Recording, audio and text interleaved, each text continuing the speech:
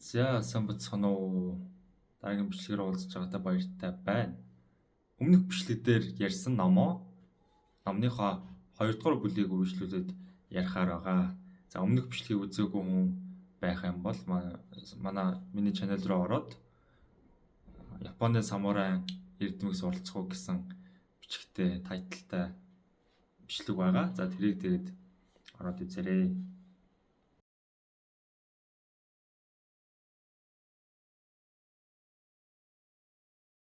За энэ болохоор Миямото Мусаши гэдэг хүний 5 тойргийн судраг гэх ном байгаа.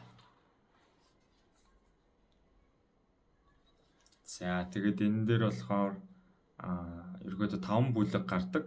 За эхний бүлэг нь болохоор шороо бүлэг гэд гарсан.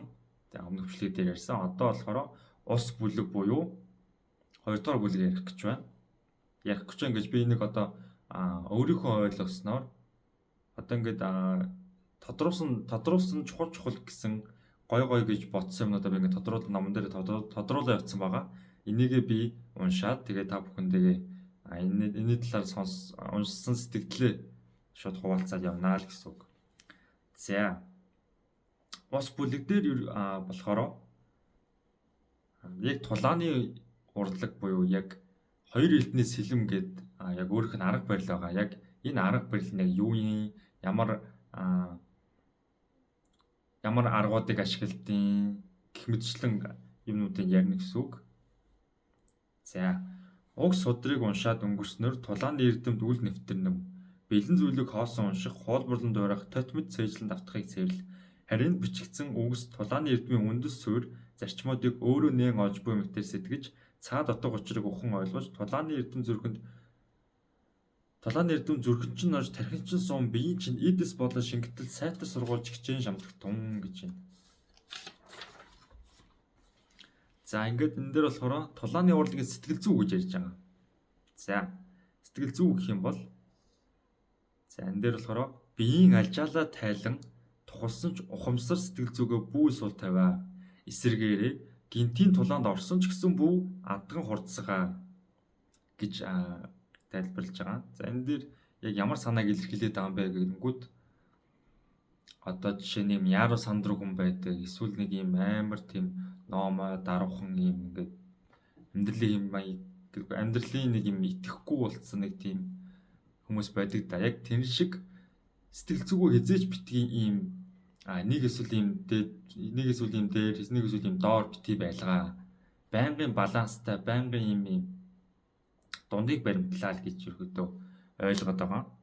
За энэ дэр бие алжаалаа тайлан ингээд тийм тухтай газар байсан ч гэсэн байнгын сонор сэрэмжтэй, байнгын сэтгэл зүг удирдсан, байнгын хэлж ярьж байгаагаа ойлгож ухамсарлаж байна.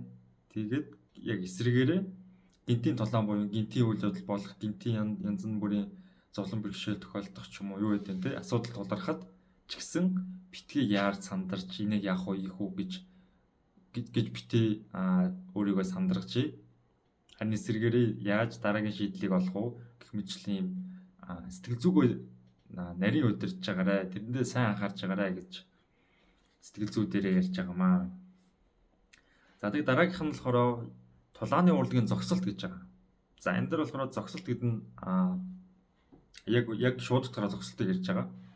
За шийдэмгийн харцтай ч хөмсгөө бүү зангид. За одоо ингээл нэг хэдий өөртөө ихтэй шийдэмгүй байлаа ч гэсэн нэг юм хөмсгөө зангидсан нэг юм яах гэдэг мэддэггүй нэг юм уур цартай царайтай хүмүүс байдаг та. Тийм биш. Тийм айдуу зөөлөн илдэг царайтай мөртлөө илдэг харцтай мөртлөө дотроо юм шийдэмгийн өөртөө ихтэй байх хэрэгтэй гэж энэ дээр бичиж байгаа. За тэгээд тулааны урлагийн зогсолт дадлаа өдөр тутам хэвшүүлж мөн адилаар өдөр тутмын зогсолт дадлаа тулааны урлагийн болгож нэгтгэх нь маш чухал болоо. Үүнийг сайтан бодоо гэж байгаа. За мэдээч жишээ нь одоо би ингээд сандал дээрээ зэх суух гэдэг ч юм уу те. Одоо тэгээд илтгэл тавьж байхад ч гэсэн цэг зогсох те ингээд нүдний харцаа яг ингээд зэрэгтлийн урд ингээд шигээр нь яг ингээд байлгах, төвийг баримталж нүдээ харцаад тэгэж шийдэх гэх мэтчлэн зүйлсийг байнгын дадаж хэвшүүлээд яг өөртөө төвтэй болгохоор тэр зогсолт, тэр суулт, тэр би явж явах байдлыг байнга дадал болгож, байнга дасгал хийж гэж ярьж байгаа. За тулааны урлаг ба харах үе гинэ. Харах нүд харалган бол ажиглан ойлгох нүд хурц хүчрхэг болоо. Холыг ойрыг хол хэмээн харц итгэн тулааны эрдэнэт нэн чухлаа гэж байгаа. За энэ дээр бүр амар бас гоё өнцөг байгаа даа. Нүд гэдэг зүйл чинь ерөөдөө угаасаа харах, мэдрэх үе өдөрж байгаа. Гэхдээ харах нүд харалган бол ажиглан ойлгох нүдээ хурц хүчрхэг болгоо гэж байгаа. Бид нар одоо юмыг яг зүгээр л харах гэж зүгээр л нэг янз бүрийн мэдрэмж ч юм уу юм төрөхгүйгээр харах гэж энэ нүд байгаад байгаа юм уу? Эсвэл тэр зүйлийг хараад, ойлгоод, гайхаад, мэдрээд тэр зүйлийг ухамсартайгаар ажиглаад ямар нэгэн шийдэл ч юм уу, ямар нэгэн асуудлыг хараад ч юм, ямар нэгэн зүйлийг олж харах юм бол энэ яг нүдний зорилго биелээд байгаа хгүй тий. Тэгээ яг тэрийг гэж хэлж байгаа. За тэгээ харах, ажиглах ухаан, арга барилыг амьдралынхаа салшгүй дадал болгоосоо. За мэдээж тий байнгын ажигч гэрхай байх гэж хүмүүс ярьдаг тий. Яг тийм байгаарай л гэж байгаа. За элдийг зөв барих үе. Шинэ элдийг туршин шалгах жинхэнэ тулдааны аль алинд гарын барилт зорилгоо үл өөрчлөн зөв барьж сурах тун. Хамгийн чухал нь элд гар хоёроо хөдөлгөөн муутай хөшүүн байлгахыг цээрлээ. Хөдөлгөөнгүй хөшүүн байх нь өхлийг дуудмаа. Тэгээ байнгын одоо шинэ юм зүйл турштай. Тэгээд хөдөлгөөнгүй хөшүүн байх нь угаасаа ямар ч тийм зүйл дээр хэрэггүй зүйл. Тэгээ байнгын хөдөлгөөнтэй, байнгын дасгал хөдөлгөөн хийсэн одоо тулааны урлаг биш. Одоо бид нар одоо хэдүүлээ энийг тулааны урлаг гэж ойлгохгүйгээр бид нар одоо ямар одоо энэ орчин 21-р зуунд ямар толдоод байх биш. Ялангуяа бид нар сэлэм мэлмээр ил дээр байлдаад толдоод байх биш. Гэхдээ энийг хэдүүлээ яг энэ тулааны урлагийг яаж амьдрал дээр одоо 21-р зууны технологи хөгжсөн энэ амьдралдаа хэрхэн ашиглах вэ? Энэ ойлгохтун, энэ хугтхнуудыг хэрхэн ойлгож өөрсдөндөө тусгаж авах вэ гэдэг нь чухал болохоор би энийг бас ингээд яриад ойлгоод энийг би уншаад байгаа шүү гэж ойлгож байна. За хөлийн хөдөлгөөн гэнэ. Арга бэлгийн гიშгэлт гэдэг нь товчоор хязээч нэг хөлөөрөө хөдөлгөөн хийхгүй байхыг хэлнэ. Нэг хөлөөрөө хөдөлгөөн хийлгүй арга бэлэг мэд тогтвортой байх учиртайг энд дахин давтсуу гэнэ. За окей. За элдний эрдэм. Одоо миний бие болгосон тулааны эрдмийн 5 үндсэн өрөлтийг эзэмшвээс элдний эрдэм эмх цэгцэндээ орон жигдэрх бөгөөд элдийг эзэмшин эргүүлэхэд бүрэн суралцах бүлгөө дээрхийг сайтар санан бяцлах тун. За одоо ингээд яг үндсэн өөрийнх нь нэг юм 5 эрдэм элдний 5 эрдэм гарч иж байгаа хгүй юу. Ингээ бас анзаарангууд номных нь бүлгэнж 5 эрдэм элднийх нь эрдэм ч гэсэн бас 5 бас сонирхолтой л энэ. За тэргүүн өрөлтийн тухай. За эхний өрөлт гэсэн үг. За 5 өрөлтийн тэргүүн нь дунд өрөлт бөгөөд элдний үзүүр өрсөлдөгчийн нүүрэн тушаа чиглэсэн байдалтай зогсох билээ. За одоо ингээм дунд өрөлт гэдэг нь болохоор ингээм дунд байдлаас биеийнхаа дунд байдлаас бариад яг нүүрэн тушаа шууд нүүрлүүн чиглэсэн байдалтай зогсохыг яг тэргүүн өрөлт гэж нэрлэж байгаа юм байна. За энэ өрөлтүүдийг би зүгээр шууд л гяскс товчхон явууч угаасаа биднэрт нэг чухал биш байх гэж би бодож байна. За дэд өрөлтийн тухай. 5 өрөлтийн 2 дахь нь дээд өрөлт бөгөөд өрсөлдөгч өөрлөвчин давтлах үедээ яг зэрэгцэн дээрээс доош чигтээ завчих билээ. Яг нэг сүрэн давтлна гэсэн үг тийм. Яг ингээд өөдөөс ирж байгаа шууд яг өөдөөс нь яг зэрэгцэж дайрах ийм завчлалтыг хэлж байна. За гутгаар өрөлтийн тухай. Гутгаар буюу доод өрөлтийн утга учир нь өрсөлдөгчөө зориудаар өөрлөгөө ойртуулан давтлуулахад орчноо. За одоо жишээ нь жоохон хуцтай хүлээгээд те өрсөлдөгчөө эхлээд үйлдэл хийлгээд дараа нь сүрсэн довтлогоо хийхийг ярьж байгаа юм байна. За дүтгүүр өрөлтийн тухай. Дүтгүүр буюу зүүн өрөлтөөр элдээ хажуу талдаа барин зогсож өрсөлдөгчийнхөө илд атгсан гарын доод талаас завчнаа. За хажуу талдаа барьж зогсоод доороос дээшээ завчнаа л гэж байгаа байна. За сүүлийн өрөлт буюу 5 дахь өрөлт.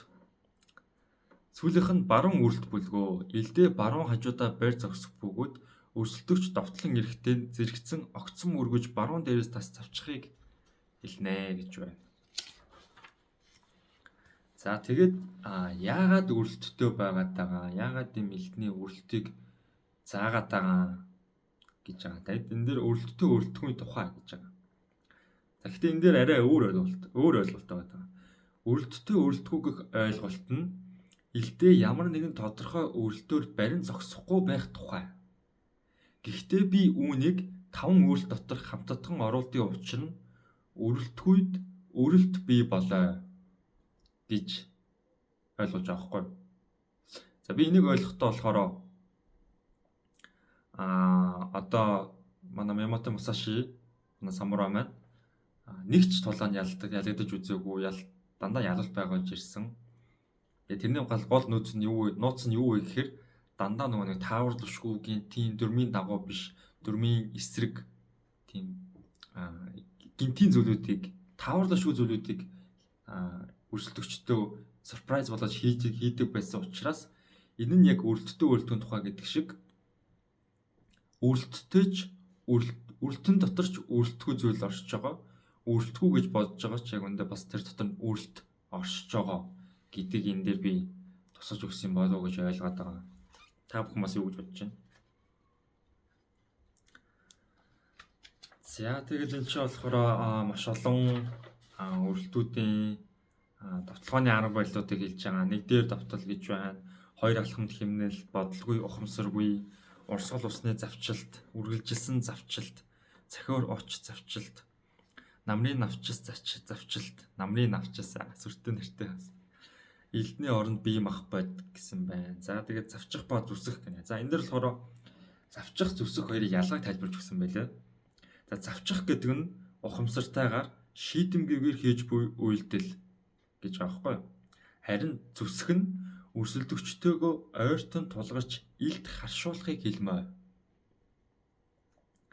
Завчих гэдэг нь одоо ямар нэгэн зорилготой, ямар нэгэн тийм ухамсартайгаар шийдвэр гаргаад тэрийг яг зорилгынхаа дагуу хийж байгаа үйл гэж тайлбарлаж байгаа. Зүсхийг болохоор элдэн биед хүрэхийг хэлээд байгаа юм байлаа. За тэгээ Шокогийн бие, цавуутсан бие, чацаа харьцуулахгүй, цавуу төрөхгүй, биеэр цохохгүй гэх мэтчлэн 3 хамгаалалт, нүүр рүү хатгах нь, зүрх рүү хатгах нь, кацу тооцоо, алгадан хамгаалахгүй, олон хүнтэй толдохгүй гэх мэтчлэн арга барилуд байна л да. За гэхдээ би бас нэг буруу эхний бичлэгээр буруу хэлсэн байлээ. Дандаа нөгөө соло буюу нэг эсрэг нэг тулаанд ганцаарчсан тулаанд орсон гэж би буруу ойлголт өгсөн байлээ. Олон хүнтэй толдгой буюу олон хүнтэй бас тулаануудад орж ирсэн 10 20 хамгийн дээдэлтэй нэг 10% гэж илүү 20 хүнтэй ганцаараа зэрэг тулдж ирсэн байлээ. За энэ дээр болохоор олон хүнтэй тулдах арга барилаа энэ дээр оруулж өгсөн. Хамгийн чухал нь өрсөлдөгчдөө үргэлж нэг тал руу бөөгнүүлэн хураахыг хичээх хэрэгтэй бөгөөд олон хүн бөөгнөрч хоорондоо тэглэн бүдчих аваас эргэлзээгүй хүчтэйгээр завчин довтолж хөдлөх зай сөхөө өгөлгүй амийг нь авч зүрхийг нь өхүүлэх түн. За одоо энэ дээр яг нэг надад санаад орж иж байгаа юм кинонд тулааны одоо акшн кинонууд надад санаад орж иж байна. Одоо солонгос кино ч юм уу Холливуудын кинон дээр амар ганцаараа манай гол дүрийн баатар маань ганцаараа ажиллаж амар олон хүнтэй зодолтой бол амар олон хүний эсрэг ганцаараа ингээл зодолцоор байгаа тулцсаар байгаа ялтыг байгуулна шүү дээ. Одоо жишээ нь Old Boy гэдэг кино байна гэдэг ч юм уу те. Тэгэнгүүт энэ дээр бас нэг арга байд юм шүү дээ. Олон хүнтэй тултахад үргэлж нэг тал руу бөөгнүүлэн хураахыг хичээх хэрэгтэй гэж байгаа байхгүй. Одоо жишээ нь яг ингээд нэг болонд ч юм уу болондуулаад Яг бүгдийг ингээ нэг дор авчиж юм бол арагшаага харах ч юм хажуу тишээ харах шаардлагагүйгээр яг урталтаа л төвлөрөөл бүрэн фокуслаад тэтэртэйгээ шууд мөхнүүдээгээд илтээ ажиглаад давтлаад явчих юм байлээ. Тэгэхээр энэ дээр бас олон хүндэд олдох бас нэг арга байлээ гэж кинон дээр хүртэл ингээ гараад ирж байгаа маа.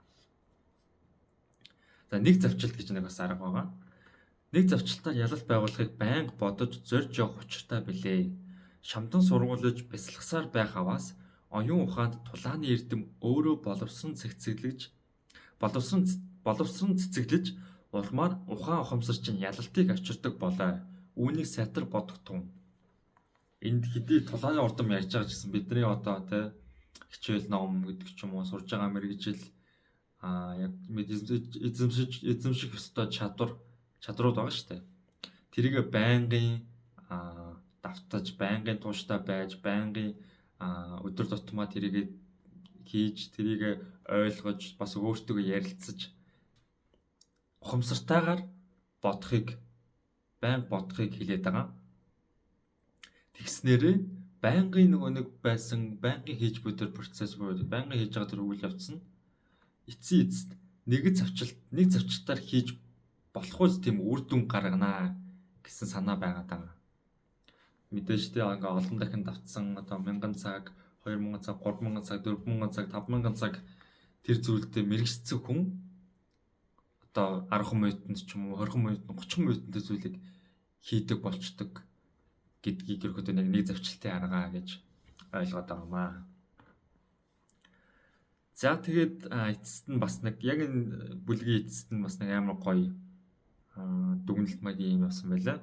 За энийг та бүхэндээ уншгаад ерөөдөө өнөөдрийнхөө энэ бичлэгийг дуусгая. Мянган бэрийн аяллыг алхамаар бардаг тул хизээж бүү хүчлэн яарах тун. Гэхдээ хизээж бүү зогсох тун. Энэ бол дайчин тулаанчийн ариун үүрэг гэдгийг ухамсарлан шамдаж өчигдрөөсөө өнөөдөр илүү гарч маргаашийн чадвараа нөгөөдөр нь ахиулж явмаа. За яг ялч нөгөө нэг сүүлүүд одоо сошиалэр яваад байгаа те үг хэллэг байгаа да. Trust the process буюу яг энэ тууштай байгаа, яг энэ хийж байгаа зүйлдээ, яг энэ хийж байгаа үйл явдалтаа итгэснээрээ тууштай явснараа үр дүнд хүрнэ гэж байгааг яг энэ час номон дээр дүгнэлт олгоод бас бүлгийн дүгнэлтэн дээр оруулж ирж байгаа маа. За тэгээд дараагийнх нь бүлэг болохоор гал бүлэг байгаа. Гал бүлэг дээр яг энэ бичлэгийн дараа ямартаж орох болно. За тэгээд бас бүлгээс таалагдсан, энэ бичлэг таалагдсан зүйлээ бичээрэй. Бас өөр санаа оноо юу байна? Хуваалцаарай. За тэгээд энэ 5 бүлгээ дуусгачаад бас өөр ном уншдаг ч юм уу, өөр ямар бичлэг хийлгэмээр та бүхэн бас сэтгэл дээр бичээрэй. Би бас комментуудаа харж байгаа шүү. За мэдээж тэгээд subscribe дараарай. Дараагийн бүлгээр уулзлаа. Түр баяр таа.